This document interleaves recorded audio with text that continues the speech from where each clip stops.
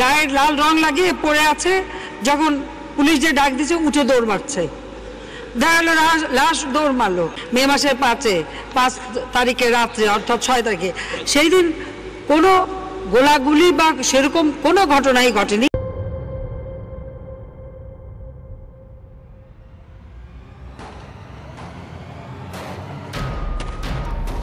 5ই মে 2013 রাজধানীর মতিঝিলে শাপলা চত্বরে ঠিক কী হয়েছিল তা নিয়ে জনমনে এখনও রয়েছে ধোঁয়াশা। সে সময় হতাহতের খবর সামনে আসেনি। শুধু তাই না, এই নিয়ে সংবাদ করায় বন্ধ করে দেয়া হয় দিগন্ত টিভি ও ইসলামিক টিভির সম্প্রচার। আসলে কি হয়েছিল সে রাতে? সেটি কি ছিল আওয়ামী লীগ সরকারের প্রথম গণহত্যা? ঘটনা শুরু হয় 2013 সালের 5ই ফেব্রুয়ারি শাহবাগ থেকে। 2009 সালে নির্বাচনে জয়লাভ করে আওয়ামী লীগ সরকার 1971 সালের যুদ্ধাপরাধীদের বিচার কাজ শুরু করে। আন্তর্জাতিক অপরাধ ট্রাইব্যুনালে চলতে থাকে বিচার। তৎকালীন বাংলাদেশ জামায়াতে ইসলামীর সহকারী সেক্রেটারি জেনারেল আব্দুল কাদের মোল্লা দোষী সাব্যস্ত হন এবং তাকে যাবজ্জীবন কারাদণ্ড দেওয়া হয়। এরপরেই শাহবাগে গঠিত হয় গণজাগরণ মঞ্চ, যেখান থেকে ছাত্র জনতা যাবজ্জীবন নয় বরং ফাঁসির দাবিতে আন্দোলন শুরু করে। শুধু কাদের মোল্লা না, সে সময় বিচারাধীন থাকা গোলাম আজম, মতিউর রহমান নিজামী, সালাউদ্দিন কাদের চৌধুরী, মাওলানা দেলোয়ার হোসেন সাইদি সহ বাকি অভিযুক্তদেরও ফাঁসির দাবি ওঠে গণজাগরণ মঞ্চ থেকে। দিন দিন এই আন্দোলন জোরদার হতে থাকে। অভিনয় শিল্পী, সঙ্গীত শিল্পী, খেলোয়াড় সহ সর্বস্তরের মানুষ যুক্ত হতে থাকে এই আন্দোলনে। কিন্তু এক পর্যায়ে গণজাগরণ মঞ্চ থেকে ইসলাম বিরোধী বিভিন্ন বক্তব্য আসতে থাকে। এছাড়াও অভিযোগ ওঠে ইসলাম বিদ্বেষী বেশ কিছু ব্লগারও যুক্ত রয়েছেন এই আন্দোলনে। ইসলাম বিদ্বেষী এসব বক্তব্য ও ব্লগারদের সম্পৃক্ততার বিরুদ্ধে গঠিত হয় একটি অরাজনৈতিক ইসলামিক দল হেফাজতে ইসলাম। ইসলাম ও রাসূল সাল্লাল্লাহু আলাইহি সাল্লামকে নিয়ে কটূক্তিকারী ব্লগারদের ফাঁসিসহ 13 দফা দাবি জানায় দলটি।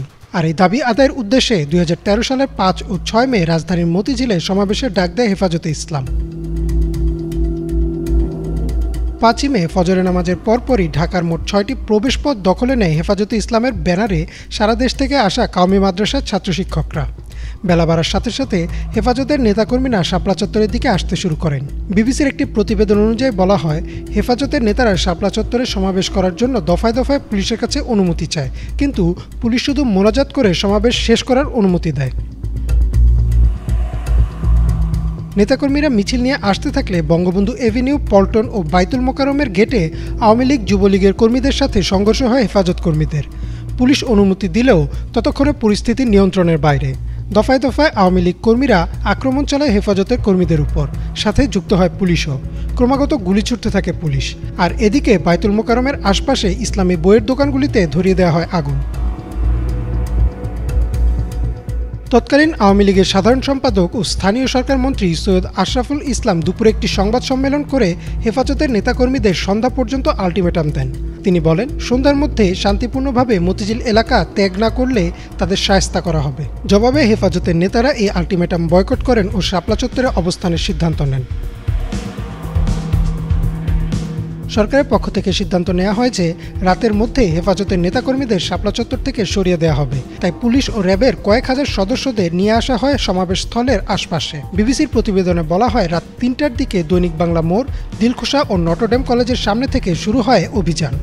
সে সময় অধিকাংশ নেতাকর্মী ঘুমিয়েছিলেন, আর কেউ কেউ জিকির অথবা নামাজরত ছিলেন। রাতে মতিঝিল ও শাপলা চত্বর এলাকার সড়কবাতি বন্ধ করে শুরু হয় ত্রিমুখী অভিযান। বৃষ্টির মতো গুলি ছুটতে থাকে আইনশৃঙ্খলা রক্ষাকারী বাহিনীর সদস্যরা। গুলির সাথে ছিল টিয়ার গ্যাস ও সাউন্ড গ্রেনেড। প্রচণ্ড গোলাগুলিতে দিকবিদিক শূন্য হয়ে ছুটতে থাকেন হেফাজত কর্মীরা। অভিযান শুরুর 10 মিনিটের মধ্যে আইনশৃঙ্খলা বাহিনী পৌঁছে যায় শাপলা চত্বরে। হেফাজত কর্মীরা আশপাশের বিভিন্ন ভবনে আশ্রয় নেন, কিন্তু সেখান থেকেও তাদের বের করে নিয়ে আসে পুলিশ। সারা রাত চলে এই অভিযান। ভোরবেলাতেও থেমে থেমে পাওয়া যায় গুলির আওয়াজ। পরদিন সকালে মতিঝিলের শাপলা চত্বর রূপ নেয় এক যুদ্ধবিধ্বস্ত এলাকায়। সে রাতে এই অভিযান নিয়ে সংবাদ প্রকাশের কারণে বন্ধ করে দেওয়া হয় দিগন্ত টিভি ও ইসলামিক টিভির সম্প্রচার। এছাড়াও এমন অভিযোগও ওঠে যে পরদিন আশপাশের বিভিন্ন বাণিজ্যিক ভবনের সিসিটিভি ক্যামেরার ফুটেজও নিয়ে যায় আইনশৃঙ্খলা বাহিনী। প্রত্যক্ষদর্শী অনেকেই বলেন, সে রাতে হেফাজতের বহু কর্মী নিহত হয়, যাদের মধ্যে বেশিরভাগই ছিলেন মাদ্রাসা ও এতিমখানার শিক্ষার্থী, যার ফলে তাদের নিয়ে তেমন একটা আলোচনাও হয়নি। এছাড়াও ওই রাতে নিহতদের একটি তালিকা তৈরি করে মানবাধিকার সংগঠন অধিকার। তৎকালীন প্রধানমন্ত্রী শেখ হাসিনা সংসদে দাঁড়িয়ে বলেন, হেফাজত কর্মীরা গায়ে লাল রং মেখে মৃত্যুর অভিনয় করেছে। আপনারা দেখেছেন যে গায়ের লাল রং লাগিয়ে পড়ে আছে, যখন পুলিশ যে ডাক দিছে উঠে দৌড় মারছে, দেখা গেল লাশ দৌড় মারলো। তবে এতদিন আওয়ামী লীগ সরকারের বিভিন্ন চাপের কারণে অধিকারের তালিকাটি প্রকাশ্যে আসেনি।